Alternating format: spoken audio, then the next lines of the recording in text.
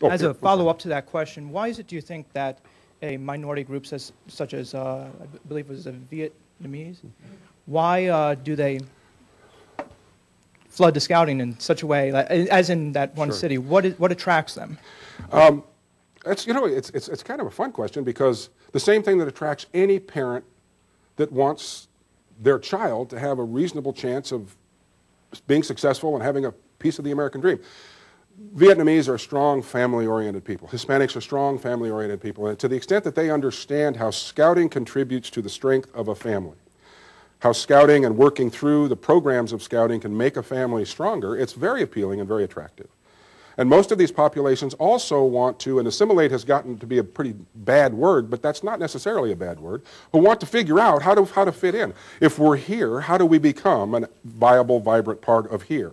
And the Boy Scouts of America is a viable, vibrant part of here. And they recognize it as, wow, that's pretty cool. So it is, you know, once we get over the cultural barriers, an example of a cultural barrier. In the Hispanic world, in most of the Hispanic countries, scouting is there, but it's a very affluent program. In Mexico, for example, scouting is for the fairly affluent. Well, those aren't the immigrants that are coming from Mexico. You know, the affluent aren't the immigrants that are coming, and so they come with a preconceived notion and a bias, not against scouting per se, they see it as good, but as unattainable, because where they come from, it is truly unattainable. And so where we can eliminate those cultural barriers, we get good traction with immigrant parents who want to become part of the fabric of this great country. That's why they're here.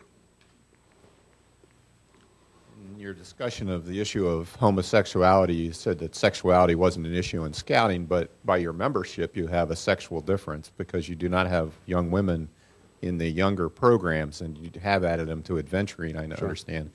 What's the thought process behind that, and has scouting given a thought to including girls and young women in the program? That is a very good and very good question, and we get it all the time, and we think about it often. And I would say that the premise behind a all-male Cub Scout program has nothing to do with sexuality or the fear of the genders together. It has to do with the difference between an 8-year-old girl and an 8-year-old boy in a maturity level way. And educators will tell us this. Educators applaud this kind of a program because typically, and I don't want to overgeneralize here, but typically you put a group of 8-year-old girls and a group of 8-year-old boys together, the boys are going to lose every time. They are. I mean, the girls are much more, hand-eye coordination is better. They're much more mature physically and emotionally and otherwise. And so the solution to these rowdy boys is give them Ritalin. I say give them Cub Scouts and let them climb trees. There is a difference there. And so it's based on a physical difference that has nothing to do with sex at that level. What is the magic age? 14, you know, 15, 14, 13. What's the magic age of coeducation? That could be debated. But I think there's a real case to be made for separate programs for younger boys and younger girls from an educational and a maturation point of view. Yes. Beekeepers of America have been really hard hit with trying to keep bees and promoting beekeeping to other people. Is there any chance that you may bring back beekeeping merit badge?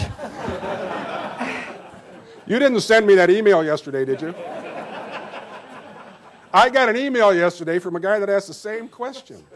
And I understand that bees and the population of bees and the plight of bees is desperate, and we are exploring that. As a matter of fact, we have now, we're much more nimble now. We have an innovation engine, we have a process, and that process is being vetted quickly through our innovation people to see if maybe there is enough interest to bring it back because it is an important issue.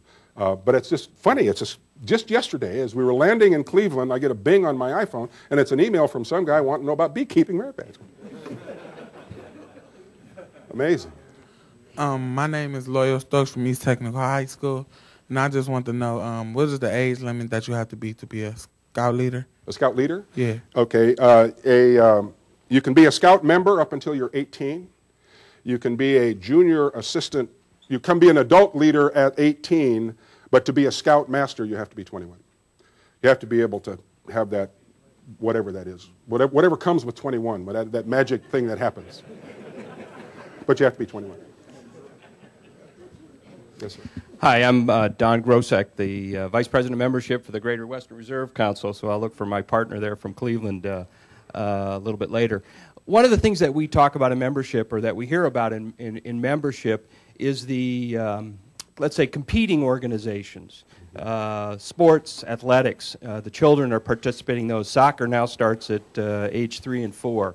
I just wonder if you could comment a little bit on scouting versus those programs, or as we say, there's more to life than just scouting. But I appreciate your comments on that. Thank you. Wow, that's great. There certainly is more to life than just scouting. First of all, scouting, it doesn't need to be a competition. There is room in a child's life for lots and lots of things. You look at the untold hours, the hundreds and hundreds of hours a week they spend just watching a television or connected to a computer.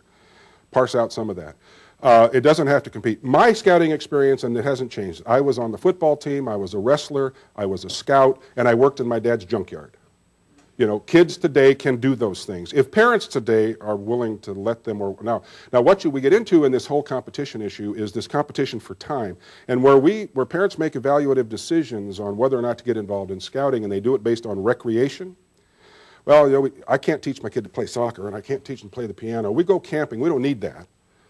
And to the extent that we can inform and educate parents on the value of the scouting experience over their child's lifetime and how important it is to engage in that, and that's a shame on us kind of a thing. We really need to be more articulate with parents so they make informed decisions.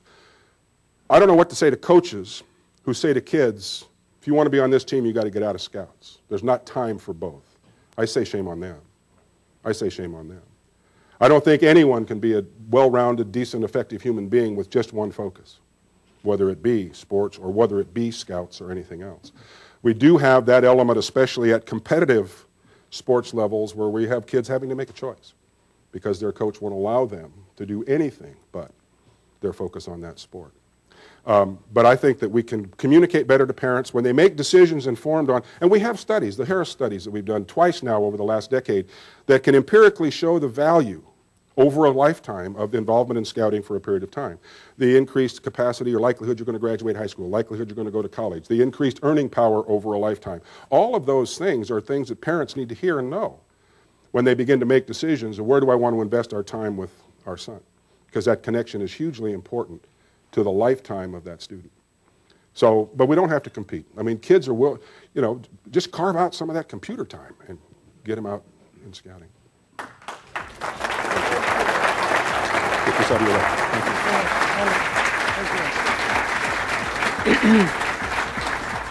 Today at the City Club, we have been listening to a Friday Forum featuring Robert Mazzuca, Chief Scouting Executive for the Boy Scouts of America. Thank you, Mr. Mazzuca. Thank you, ladies and gentlemen. This forum is now adjourned. For information on upcoming speakers or for podcasts of the City Club, go to cityclub.org.